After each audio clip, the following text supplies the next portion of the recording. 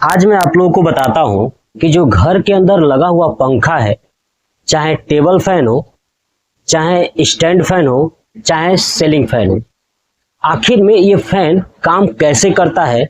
और साथ ही साथ मैं आपको ये बताऊंगा कि अगर आप सीलिंग फैन खरीदना चाहते हो तो कौन सा फैन आपको खरीदना चाहिए, सबसे बेस्ट कौन सा होता है। ठीक है, देखिए मैं आपको बताऊं कि जो पंखा है ना, यानी आप फैन इस फैन के अंतर्गत दो चीजें होती है, एक होता है स्टेटर और एक होता है रोटर। ध्यान सुनिएगा, एक होता है स्टेटर और एक होता है रोटर। देखिए रोटर क्या होता है, देखिए आप अगर स्टैंड फैन देखोगे तो उसमें एक आपको ऐसे दिखाई देगा और इधर पतला सा निकला हुआ और पीछे की तरफ पतला सा, जहां पे ये बैरिंग से जुड़ा होता है, ये बैरिंग से ऐसे जुड़ा होता है। ठीक है, बैरिंग से ऐसे जुड़ा होता है और ये थोड़ा सा लंबा होता है, इसके तरफ एक तरफ लग जाता है, यहाँ पे आपका जो है फैन लग जाता है। क्या लग जाता है? फैन लग जाता है, जो फैन रोटेट करता है। तो जिसके ऊपर आप जो पंखी है कसते हो वही है आपका रोटर। और ये रोटर फिट होता है स्टेटर में। स्टेटर कैसा होता है तो आप देखोगे ऐसे गोल होगा, ठीक है, और इसी में ये बाहर की तरफ ऐसा बना होता है खांचा वाला, आपने देखा होगा ना, जिसके ऊपर कॉइल लपेटा गया होता है ना, ऐसे जो खांचे नुमा बना होता है। ठीक है, ऐसे जो खांचे नुमा बना होता है जिसमें कॉइल लपेटा गया होता है। आई थिंक आपको समझ में आ गया होगा कि मैं कहना क्या चाहता हूं। ठीक है, तो ऐसे बना होता है, देखिए, तो ये हो गया हमारा एक ऐसे। तो इसके ऊपर आपने देखा होगा तार जो लपेटा गया होता है, ठीक है, इसी में तो लपेटा गया होता है, यहाँ पे कॉइल है ना, इसके अंदर ये ऐसे ऐसे कॉइल लपेटी गई होती है, इसमें भी कॉइल लपेटी गई होती है, इसमें भी कॉइल लपेटी गई होती है। कॉइल किस चीज का होता है तो याद रखिएगा, जो कॉइल होता है ना वो या तो एल्यूमिनियम का होगा या कॉपर का होगा। देखिए कॉपर वाला बेस्ट होता है, क्या होता है ये बेस्ट होता है, और एल्यूमिनियम वाला उतना बेस्ट नहीं होता है, जल्दी से कॉइल जल जाता है। तो ये जो रोटर है, ये रोटर इसी के अंदर फिट होता है और ये स्टेटर होता है, इस स्टेटर के चारों तरफ कॉइल लपेटी गई होती है। आप देखोगे जब पंखा जलता है तो यही स्टेटर वाला पार्ट के ऊपर जो कॉइल लपेटी गई है वही कॉइल जल जाता है। तो फिर क्या करता है, जो दुकानदार होता है इस कॉइल को काट करके निकाल देता है और फिर इसके ऊपर नया कॉइल लगा देता है, फिर यही रोटर उसके अंदर फिट हो जाती है और फिर से मोटर सही हो जाता है। आज ये बात आपको समझ में आ गया। तो आपसे अगर कभी प्रश्न पूछ दे कि पंखे के अंदर कौन सा भाग घूमता है तो याद रखिएगा रोटर वाला भाग घूमता है, और कौन सा रुका होता है, स्टेटर वाला भाग रुका होता है। क्लियर हो गया? स्टेटर वाले भाग के ऊपर कॉइल लगी होती है, एल्यूमिनियम और कॉपर की कॉइल लगी होती है। अब ये क्या होता है कि एल्यूमिनियम और कॉपर की कॉइल लगी होती है तो इसमें दो तार होते हैं, क्या होते हैं, दो वायर होते हैं, दो वायर। ठीक है, ध्यान सुनिए, दो वायर निकले होते हैं, पूरे इस कॉइल से दो वायर निकाले जाएंगे। वैसे दो नहीं, ऐसे चार निकले होते हैं। या मान लीजिए कि अलग अलग कंपनी का अगर है, अलग अलग बनाने का तरीका है तो उसमें अलग अलग कॉइल्स निकली होती है। तो देखिए कॉइल निकल गया। अब मान लीजिए कि हमने इस पे क्या किया, कैपेसिटर लगा दिया, जिसको बोलते हैं कंडेंसर। क्या बोलते हैं? कंडेंसर भी बोलते हैं या कैपेसिटर भी बोलते हैं। क्या बोलते हैं? कैपेसिटर। ठीक है, आपने देखा होगा ये कैपेसिटर का काम क्या होता है कि जब आप स्विच ऑन करते हो, क्या करते हो, जब आप स्विच ऑन करोगे तो जैसे स्विच ऑन करोगे तो ये लाइट आएगी तो सबसे पहले कंडेंसर के पास आती है। किसके पास? कंडेंसर वाले भाग में जाती है, और ये कंडेंसर से तुरंत होते हुए इस वायर से इस स्टेटर के पास जाती है, उसके बाद ये कॉइल के पास जाती है। और जैसे ये कॉइल जाएगी तो कॉइल के कारण जो है, जब कॉइल के चारों तरफ इलेक्ट्रिक जाती है ना, जैसे इलेक्ट्रिक जाएगी तो इसमें मैग्नेटिक फील्ड जनरेट हो जाएगा। क्या चीज? चुंबकीय क्षेत्र जिसको बोलते हैं, है ना, क्या बोलते हैं, चुंबकीय क्षेत्र उत्पन्न हो जाएगा। क्या उत्पन्न हो जाएगा? चुंबकीय क्षेत्र। और यही चुंबकीय क्षेत्र के कारण ये रोटर जो है कि घूमने लगेगा। क्या होगा? घूमने लगेगा। तो मैं आपको एक बात बता दूं कि जैसे स्विच ऑन करोगे लाइट आएगी तो कंडेंसर के पास तुरंत जाएगा, और कंडेंसर तुरंत जो है कि इतना तेजी से जो है कि इलेक्ट्रिक शॉक देगा। जैसे आप देखिए जब कोई इंसान मर रहा होता है, मतलब आई थिंक मेरे कहने का मतलब है, आपने पेशेंट को, ऐसे पेशेंट को देखा होगा फिल्मों में कि जो दो आता है ना पुशअप करने के लिए, जो चेस्ट पे पुशअप किया जाता है तो वो ऐसे उठता है, है ना, बार बार उठता है ना, तो वो जो आपको दिया जाता है ना, शॉक दिया जाता है बार बार,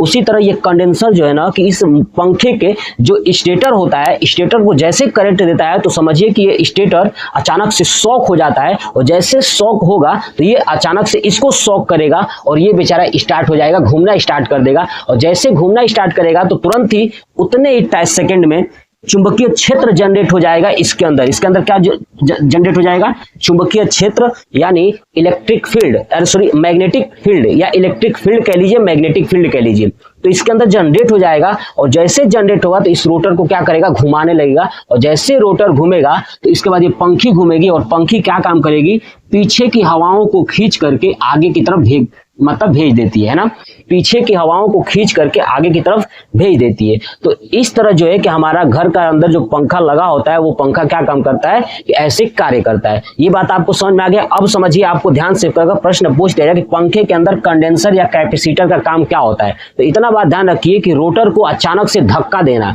अगर ये कैपेसिटर आप नहीं लगाओगे तो ये जो पंखा का स्टार्टिंग है, यानी जब स्विच ऑन करोगे तो ये जो रोटर है वो स्टार्टिंग में घूमेगा ही नहीं, क्योंकि उसको शॉक देगा कौन, कंडेंसर शॉक देता है। जैसे शॉक देगा तो एक बार घूमना स्टार्ट हो गया तो इलेक्ट्रिक यानी जो मैग्नेटिक फील्ड है, चुंबकीय क्षेत्र है या इलेक्ट्रिक फील्ड है, ठीक है, इसके कारण जो विद्युत क्षेत्र के कारण या चुंबकीय क्षेत्र के कारण इसके अचानक से इसके अंदर अब हमेशा वही बनी रहेगी, वही स्पीड बनी रहेगी और ये घूमता रहता है बार बार। ये बात आपको समझ में आ गया। तो कंडेंसर कितना जरूरी है, इसलिए क्या होता है कि जब कंडेंसर आपका धीरे धीरे खराब हो जाएगा कई सालों में, तो कंडेंसर जब खराब हो जाता है तो ये आपका जो फैन है वो धीरे धीरे धीरे धीरे क्या होता है कि धीरे धीरे चलने लगता है। समझिए, ये कंडेंसर यानी कैपेसिटर ये ऐसा एक बेस्ट कैपेसिटर है कि वो अचानक से जल्दी चार्ज भी हो जाता है और जल्दी डिस्चार्ज भी हो जाता है। मतलब ये कि अगर एक कैपेसिटर आपने लगा दिया है पंखे में तो वो जल्दी चार्ज हो जाएगा, जल्दी चार्ज होगा तो शॉक जल्दी देगा, और जैसे शॉक देगा तो ये घूमना स्टार्ट कर देगा। क्लियर?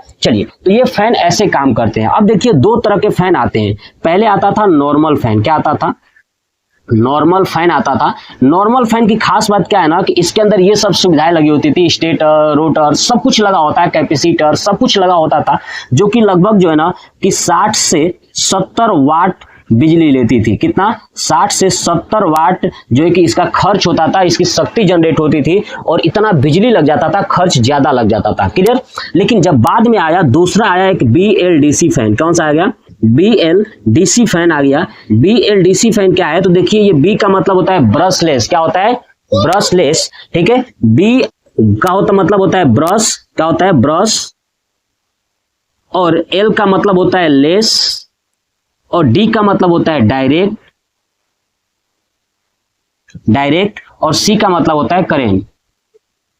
ठीक है, यानी ब्रशलेस डायरेक्ट करेंट। इसमें क्या होता है कि इसमें कार्बन की, देखिए जो ऊपर वाला नॉर्मल फैन है ना उसके अंदर कार्बन की ब्रश लगी होती थी। क्या होती थी? ब्रश लगी होती थी। लेकिन इसमें लिखा है ब्रशलेस, यानी इसमें कार्बन की जो ब्रश है वो नहीं लगी होती है, नहीं लगी होती है ना।